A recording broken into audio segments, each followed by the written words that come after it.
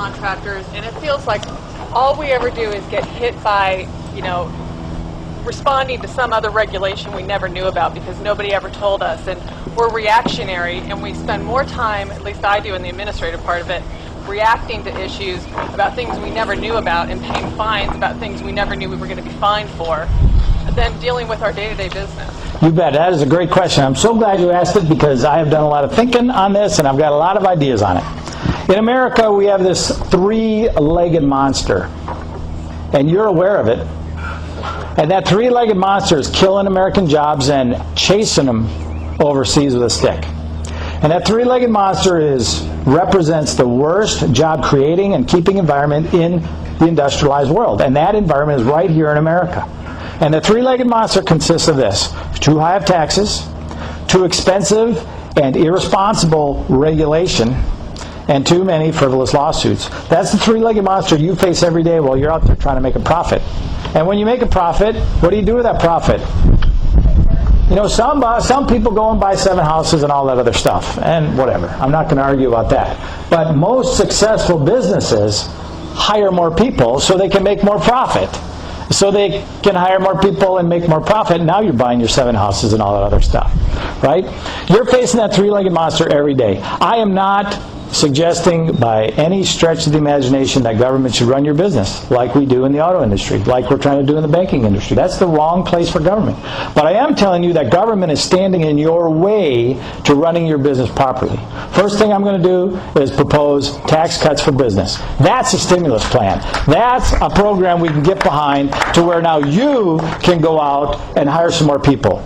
Okay, 35% to 20% is my first idea on that. Second, regulation is something that must be reviewed and revised from the top level all the way down. Here's a great story that Nathan Fletcher tells San Diego assemblymen out there in Sacramento fighting for you about some food company that has a USDA inspector on property all the time, and he has to pay his salary and office space and all that other stuff.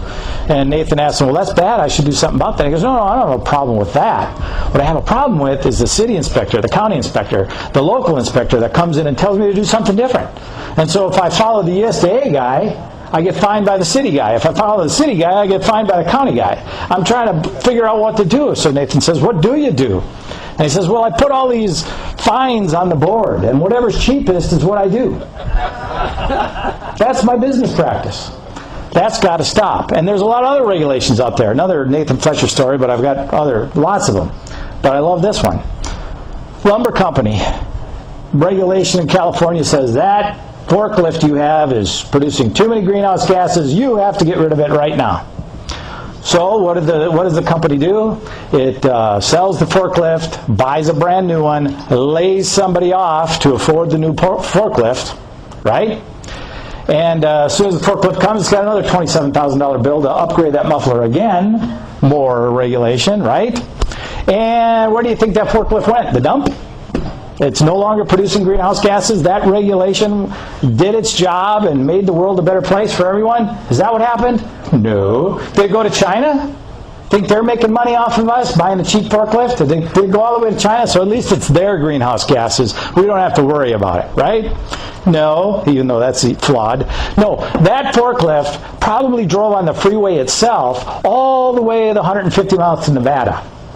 And now it's producing those greenhouse gases in Nevada. Did that regulation do what it was intended to do? Did it make the world a safer place from greenhouse gases? No, not at all. Did it cost that business profit? Did it cost that business a job and that person their livelihood? Yeah. Those are the kind of regulations we have to zero right in on and get rid of. It's ridiculous. Government should make sense.